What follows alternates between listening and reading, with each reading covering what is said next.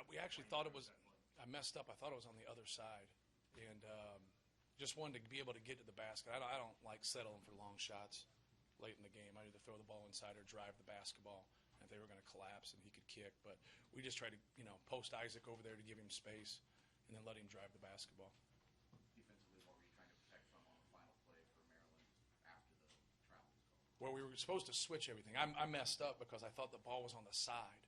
And so then when we had a chance to talk while they were at the monitor, and that was my fault. I should have got that clarified, and I didn't.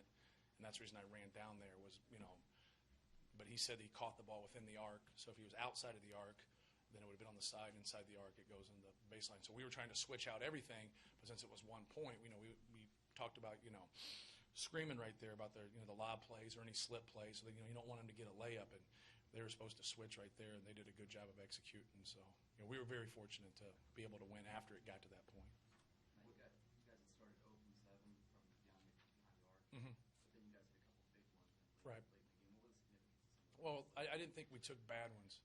So a lot of times when we go on the road, we'll take quick contested ones. And so maybe there was one of them in there that was bad. Maybe Carson's speed dribble, 3 right there. But for the most part, I thought they were pretty good shots. And so we just want to stick with it. We've shot a good percentage. We've made a lot. Maryland shoots a good percentage. They've made a lot, even though today they didn't shoot well, from 3. And so we just wanted to keep, taking good shots, whether they were 3s or 2s. And but they did a good job. They did a good job on the interior. They doubled us at times. They used their length. They definitely gave us some trouble. You showed a lot of confidence in Carson giving him the ball in that situation. In fact, he was even in the game there. That wasn't totally No, we subbed him in. Yeah. So just, I guess, why were you trusting him today in that stretch? Just because of his athleticism and his quickness. It's a hard thing to do, especially when he hasn't played down the stretch. But, he played 27 minutes in the game. He's the best we have at creating something for himself. So if you get stuck, you'd rather the ball be in his hands if you can't get the ball in the interior. Obviously, Biggie was out of the game, so he wasn't. And then we just subbed Isaac in, and he had some struggles. So we thought Carson was our best option. Coach, how big is this going forward now to come in here, get a win on the road? Yeah, it's huge.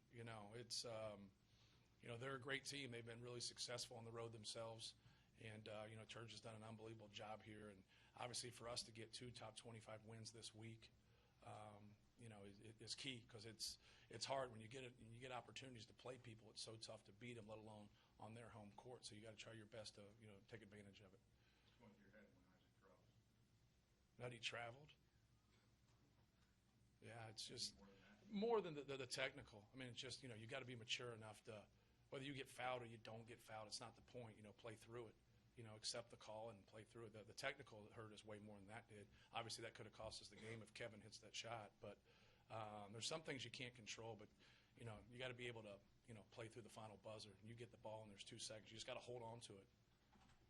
And we just got to show a little bit more maturity than we did in those areas. Coach, how much was the defensive pressure on Maryland in the second? Kept them without a bucket for the last Right. 7.5 minutes. Yeah. That had to be crucial. Yeah, but they still got some quality possessions. They were getting to the free throw line. Melo was getting there, and he had a couple plays in transition that we just didn't. You got to be able to build a wall. More than one person's got to stop him. He's so elusive and quick, and Anthony Cowan is the same way. But they shoot 3s, and they're great at getting to the free throw line and making layups. And so we really wanted to probably did a better job in the first half with some of it, kind of get them more into floaters and pull-ups than rhythm 3s and getting to the rim. All their guys are great, at the rim, and they're great at shooting 3s. And we just tried to bottle them up the best we could. And at times, the one stretch where I think they got up 11, I thought that was the game right there because we were just bad defensively, and they just missed 3 open shots. They could have knocked that game and sent it to 16, 17 points right there. I think Herter had one. I think Nickens had another one. And then they messed something up in transition where they had an advantage.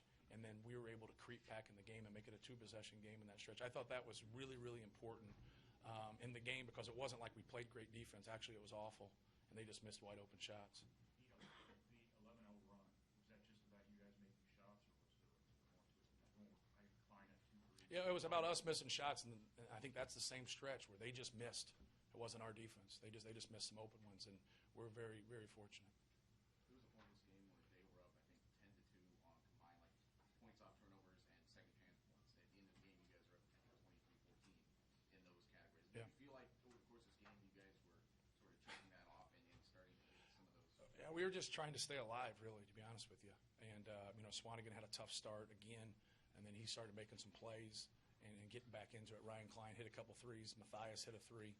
And, Vince Edwards got a key rebound and a kick out when he hit another three. So, we were just kind of building some momentum there, but we were just trying our best to be able to make plays. And then at the end, Melo did it to us last year. He just kept getting to the free throw line like he did today. And just, and that's his MO, man. He's so good at that, at just kind of taking charge of the game and driving and putting you in a bind. But we didn't want to put too many people on him because then, Herter and Jackson and those guys get loose for threes. And so it's a tough deal. And that's what a good team is. A good team has more than a couple weapons. They got a lot of weapons. This is that situation Maryland always seems to win in. Yes, Why did your team come out on top? because someone missed a wide open shot. Because you'd sit here and you'd answer everything differently off one possession. We got lucky. We battled to be in the position we are, but then we made some mistakes, and they missed an open shot. And it's a fine line. Like, everybody gets credit if you win these games, then everybody wants to know what's wrong. It's just one possession. Nothing's wrong with Maryland, and nothing's great about Purdue. It's just, it's competition. It's two great teams. We got one more break than they did. So, you take it and move on. The next time you probably don't get it. So, all right, thank you.